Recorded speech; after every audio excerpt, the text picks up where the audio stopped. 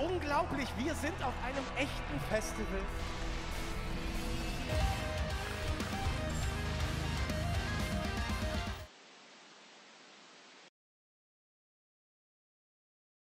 I know, and we missed it bad. Like how they took live entertainment, they took sporting events, anything that congregated the masses, they took away. And you never thought they'd do that, you know. You always think like, okay, maybe someday the band will, you know, go a new direction or will maybe not play these festivals, not do. You never think that they're going to take away live entertainment, you know.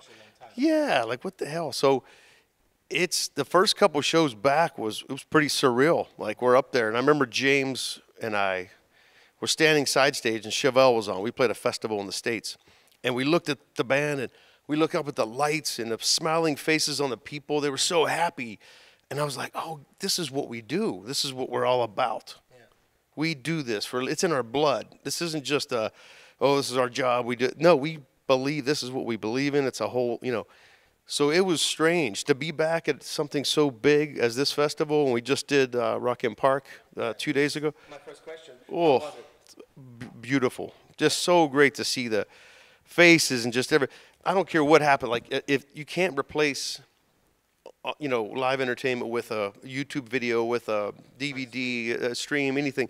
Of course, it's great, you know, to bring it to the people. We did that with a Monumental show during the you know, COVID, but there's something about that interaction with the crowd. You can't, that moment trapped in time, you can't replace that. So the other day was just like, whoa, you know, you hit the stage and you hear the crowd, you're like, okay, this is the real deal. You know, this is it.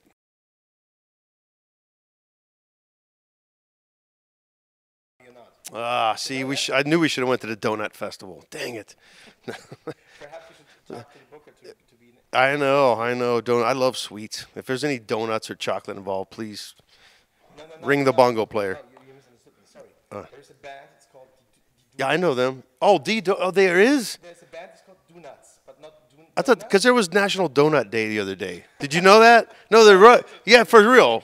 No, I swear. Maybe it was a U.S. thing. Okay. We're weird like that. We have like donut days and shit. Yeah. So now I'm really confused. Okay. So there's a band called that? There's a band called Donuts. Oh, I'm going to go buy their records today. You should. That's amazing. And they play here, die Toten Hosen. Which is, they're huge. Yeah. Yeah. They hold the records together with you. Right. But now they beat it. We're coming back twice next time. Yes. Well, we had producer Chris Collier help us, and we had engineer James Hurley. We call him Fluff, James Fluff Hurley, amazing engineer. It was the first time we did it at Korn headquarters completely. We did everything there. We did all the drums, all the guitars, bass, vocals. And one thing about the pandemic, they can take live music away from us, but what they can't take away from us is creating new music and writing new music, right? So we all have, Head and I live in Nashville, Tennessee. The other guys live in Southern California. And when it became okay to fly and jump on a plane, Head and I went to Korn headquarters. And we had such a great time writing the record because there was no pressure. It was, there's the tour coming up. Oh, we got to do this. We were just buddies. And we just got in a room and we made a bunch of jokes about not playing. And we missed each other, you know, because we're family. And just getting in, and there was no we'd write some riffs and it would go away for a couple weeks and we'd come back. Oh, this is good. This is not so good. Hey, we can add this with that. And we just kept doing this. And next thing you know, a record was born. And we probably tracked 16, 17 songs. And then we kept the 9 that we felt were the strongest between all of those, you know, between management and the label. And there's a lot of moving parts. There's some songs that didn't make it where I was like, that's so great. How could it not make the record? But when you listen to Requiem as a whole, I agree. It's the best at that time that we had, you know, so. Several months. I mean, like I said, there was no time limit, you know. We would just it was so fun to make this record and to come back and hear stuff and readdress stuff. And so I wouldn't know, maybe over a 4-month period, something like that, you know. But tracking, like Chris Collier is such an amazing producer because he makes great suggestions. A lot of producers are like, don't do that, do this, do that. He's like, hey, that's cool, but what about this? And he challenges you and brings more out of you, and I love that about him. So I'm really proud of the record, the way we made it. It's, to me, when I was doing my drum tracks, I was like, okay, if I'm in a live crowd right now, how would I play this? Because sometimes in the studio, it gets very stale and stiff. That red light comes on, and you're like, and you get kind of, because you know you're being recorded. And this time, it was like, let's have fun. Like, I was literally rocking out in the drum room like I was on stage. Yes, yeah, please. Oh, I hate so many records today, and we're guilty of it too, you know, fixing too many things in the studio, and it's too perfect sounding. You know, there's, you know, one thing about Requiem, we played like from the heart and soul. If there was a blatant mistake, we'd fix it, but we didn't lock everything. A lot of bands, everything's just to the grid and so computerized, and then you see them live, and you're like, you don't sound like that. That's what a big pet peeve of mine, you know. But unfortunately, today's music, everyone wants bigger, better, more powerful. And when do you stop? You know, where's the breath? We're humans. We're all humans. We're not perfect. So let it breathe. Let the music breathe, you know. I think it's coming back around. A couple of my friends were talking about the same thing. And the next record we make, we're even talking about going full-blown tape. I mean, we did mostly tape on the last one, but we're talking about this next one even going just full-blown, you know, like scaling down. Maybe, maybe not. No, we never stopped working on music. Yeah, so that I've been in this band 15 years, and we never stop writing music. We're always doing something, you know, whether it makes a record or not, whether it's like some B-side or especially Jonathan, he's always in his studio, you know, and we all have studios in our homes, which is great. When we get an idea or something, we'll send it to each other or whatever, but we wrote Requiem as a unit, you know, and it was such a fun thing, all of us being there, you know, because sometimes you'll write, it's me, Monkey, or me, Monkey, and Head, and then Fieldy comes in, and then, you know, John will come in eventually. This time, we were all there the whole time, and it's awesome, because, like, John would have a drum idea, and he'd say, hey, man, can I sit on your kit? And here you go, because there's no ego or attitude crap in this band. That's what I love about it. They're 29 years now. It's like, and they're still brothers. They laugh like they were in high school. You know, it's a beautiful thing. He's doing good. He's you know, he's our brother. We love him. We support him 110%. Some bands are like marriages. You know, sometimes a marriage, sometimes you need to step away a little bit to look at the picture and see what's going on with your individual life. And I think that's where we're all at now with Reggie. And he's such a great dude, and he's one of my best buds, you know, so we support him in everything he does, you know. No one has a crystal ball. I don't know what's going to happen in the future or what, you know, but we definitely miss him out here. You know, Rod's doing a great job. Rod Diaz is filling in from Suicidal, and he's doing a hell of a job, you know. But there's a sound about Fieldy that is Korn, you know. There's that signature thing that not many bass players can say that, you know. Right. Just that sound, right? You pop a Korn album on, you're like, whoa, that bass, you take that out. It wouldn't sound normal because Monkey and Head don't sound normal, and neither does John. But that bass, man, is just leading a lot of those older records, you know. I just remember as a fan, you know, back in the day when like Stone Temple Pilots, you know, Soundgarden, Alice in Chains, all those Seattle bands were coming out, which were great. But Korn came out and went right through the middle and said, no, we sound like this, which was no one, way off the deep end. We went to total Skrillex dubstep kind of experimental, and of course you piss off some fans, you know, and you gain some new ones, you know, and then you come back around, and of course the old school fans want to hear that sound that they grew up listening to, which I understand. I'm a fan too, you know. It's like, but Korn is such a unique band. Like all the things I've ever played in before. You know, I was with David Lee Roth for 8 years. My band before this one was called Army of Anyone with Stone Temple Pilot guys and Filter. Jakey Lee from Ozzy. I go way back to a bunch of failed original bands. Everything I've ever been a part of, you're kind of a chameleon. You kind of blend in. Okay, I'm with David Lee Roth. I'm going to sound like this. I'm with Army of Anyone.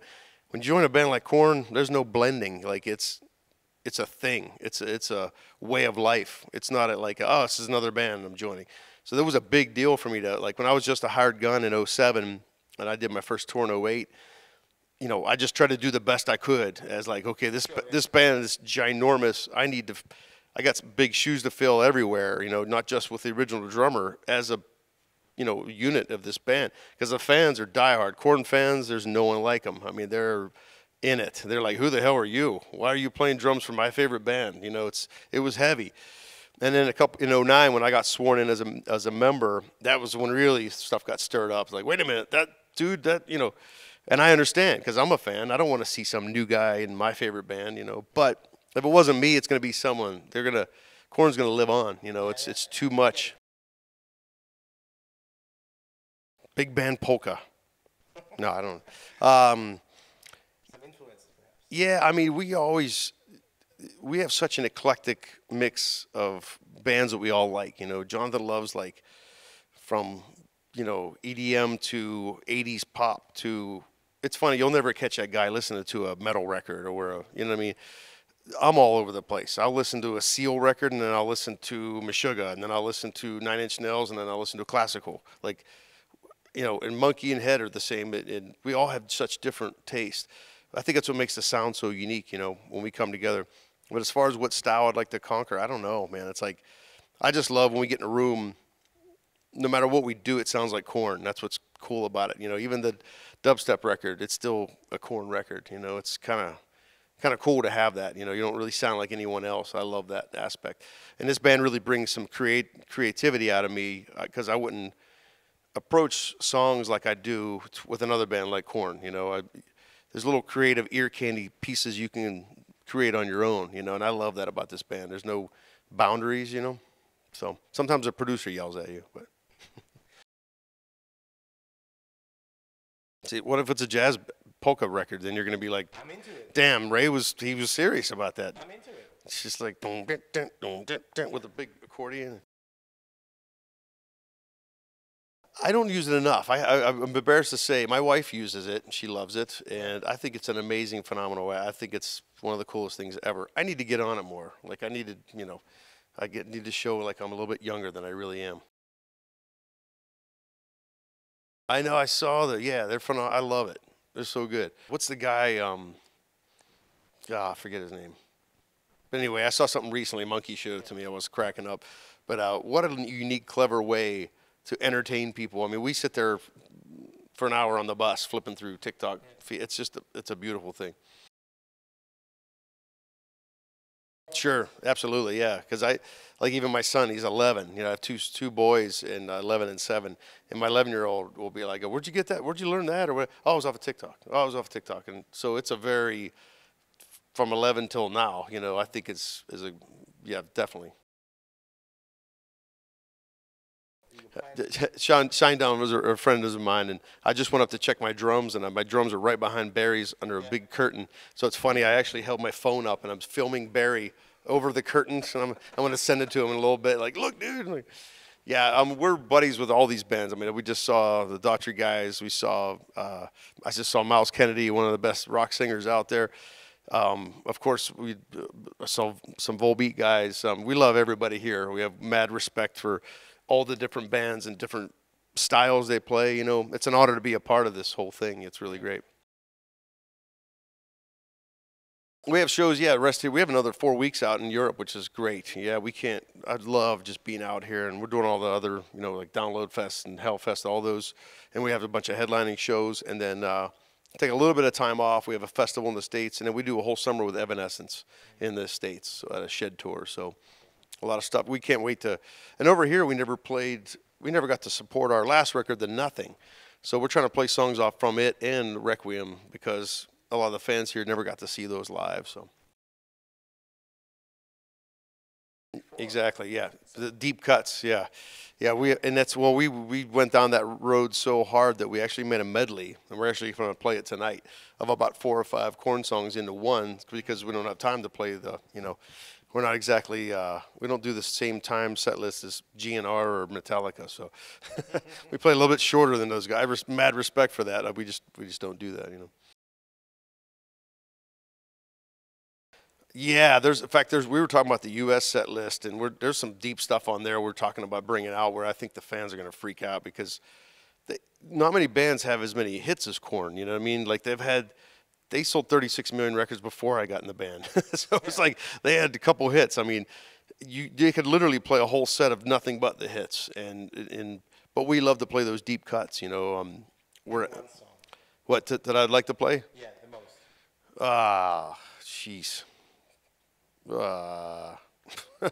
There's off the new record. It's called Disconnect. I love that song. I would love to add that to the set list. That's just off the top of my head. Deep cut that I'm not on. I love that song Wake Up. I think that'd be a great live song. There's some. Well, we played Divine before. There's a lot of like cool, and it always freaks out. We added No One's There the other day off of Untouchables. It's their 20th anniversary coming up for that record. And man, you'll see the fans like elbowing each other. Oh, they're playing this, you know. So it's cool to have that reaction more than just like, here's Falling Away and Freak on a Leash and Blind again, you know. But you cannot play those songs either because you'll get tomatoes thrown at you. No, you're very welcome. But thanks for having me.